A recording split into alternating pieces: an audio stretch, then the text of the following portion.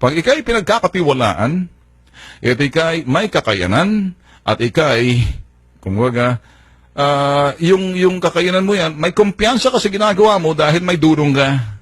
Okay. So, ang isang tao tulad ni Digong, pag namili ho ng gabinete yan, siyang naturalmente, hindi mo pipiliin ng tao, hindi mo pinagkakatiwalaan.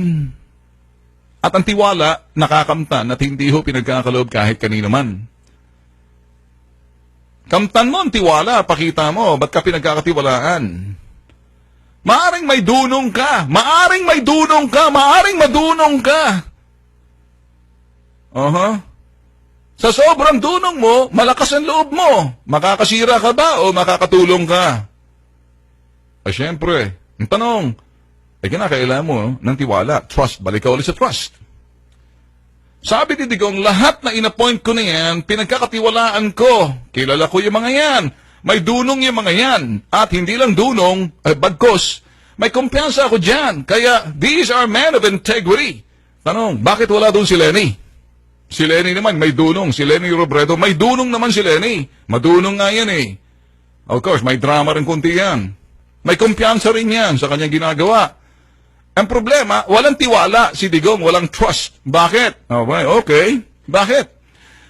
Nung tinatanong ho ng mga media people, makinig ho kayo sa OFW, mga sa ibayang na Filipinos, 11 million, bakit daw, now it can be told, sabi ni Digong, there's such thing as political alliance. So, kung sabi, kung talagang ganyan, dapat reconciliation, dapat, unite by giving Lenny the position.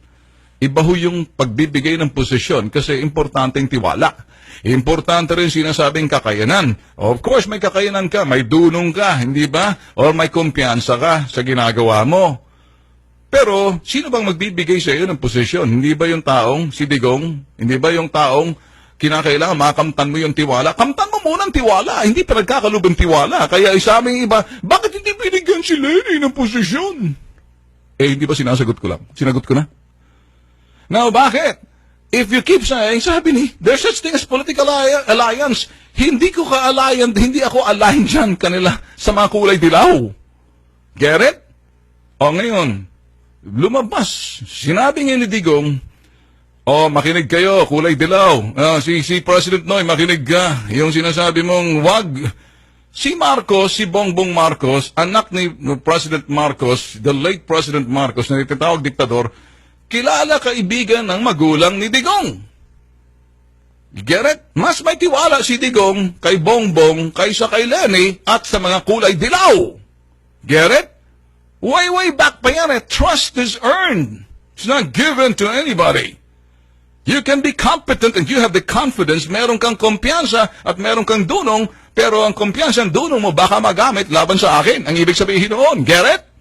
So kayo mga kulay dilaw, if you're expecting there is something else, but of course, subject to, the decision ni President Digong, na maaaring bigyan ng posisyon niya si Lenny, pero not within the circle kasi such thing as political alliance. Ano bang dahilan talaga? Lumabas ho, kagabi, sinabi ho ni Digong, Kita mo kung saan ako binasura ng gusto. Hindi naman sana ako'y nagagalit dahil ako binasura. Kita mo kung paano. Nanguna yung kanilang manok. Si Mar Rojas, sumunod daw ata si Grace po, tapos si Binay, tapos siyang huli. Sa Bicol! Naku, kayo mga Bicolano, kinig kayo.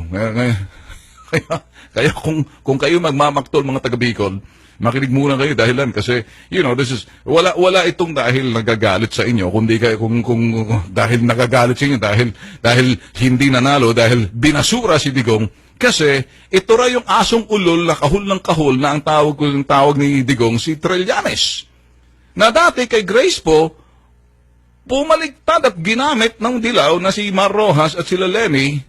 Di ba? Alam niyo naman open season sabi sa kanya.